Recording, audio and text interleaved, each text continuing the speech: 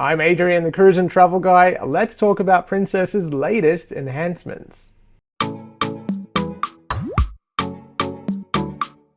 This week, I and thousands of other agents received an email telling us about amazing new perks that were on offer for just some of their guests, specifically for those passengers that booked the Princess Plus or Princess Premier fare tier.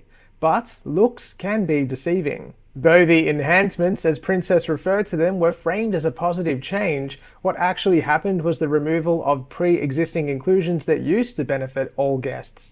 Importantly, it especially affects those guests that choose to book the Princess Standard fare tier. Previously free dining venues are no more. The likes of Alfredo's, Gigi's, the Salty Dog Pub and others are now referred to as casual dining venues, and each attract an a la carte charge for single item orders. Guests can also choose a 3-course meal consisting of an appetizer, main and dessert for $22.99 Australian or $14.99 US. These venues previously provided Princess with a unique edge and just extra inclusions, but it appears that those days are over.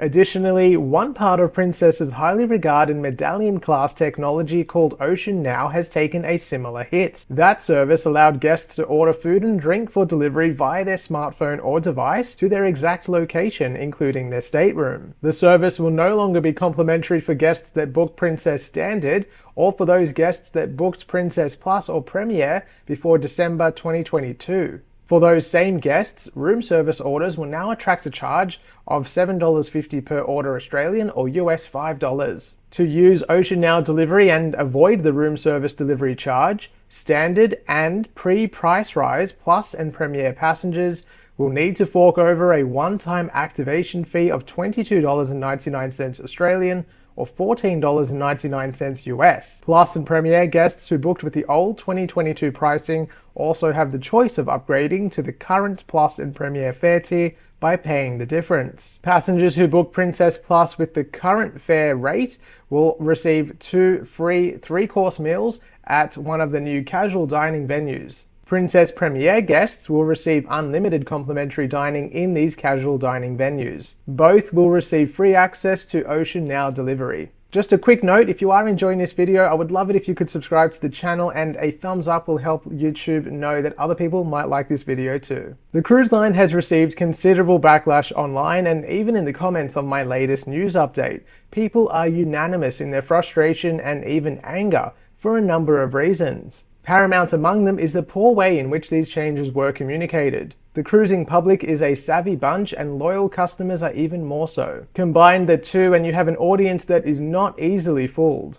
Many have taken issue with Princess simply because they tried to package these changes as an increase in passenger benefits, going so far as to call them an enhancement. Furthermore, what was already edging towards a complicated fare structure has just been made worse, significantly worse. Booked passengers are rightly confused. There are now 2 types of Plus and Premier fares currently in action, the first being the pre-price rise and the second being the post-price rise. Each comes with different benefits and passengers are left wondering what will work best for them and how do they get the best value for their money. Other passengers feel like they've booked and paid for something that will no longer be delivered to them. And although cruise line contracts very much allow for these sorts of changes to take place, on a personal level, this just reeks of a really big disconnect between upper management and the end consumer experience. Many have also questioned the enhancement to Princess Plus that allows passengers 2 complimentary casual dining meals per cruise. If I've booked a 5-night cruise and you've booked a 28-night cruise, is it right that I get the same number of complimentary included meals as you?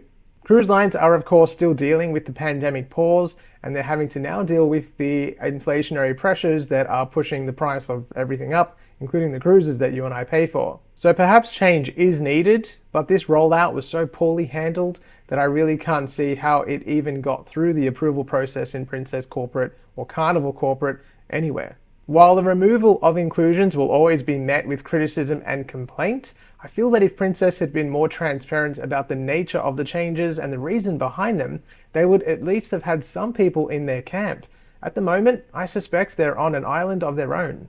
As of today, these changes come into effect by mid-August this year for most of the fleet, starting with Sapphire Princess on August 2nd and ending with Coral Princess in September. Leave a comment below if these changes have affected you or if they're making you reconsider a cruise with Princess. And you might have noticed just quickly that I'm in somewhere different, so I'm currently in Darwin. I have literally just arrived at the hotel, and tomorrow I will be embarking on my first expedition cruise, so you'll see a video about that tomorrow. But in the meantime, I hope you enjoyed the video. If you did, please consider subscribing. If you're ready to book a cruise on any cruise line, you can head to my website, thecruiseandtravelguide.com.au, and you can give me a follow on Facebook and Instagram at thecruiseandtravelguide. Thanks for watching, and I'll see you soon.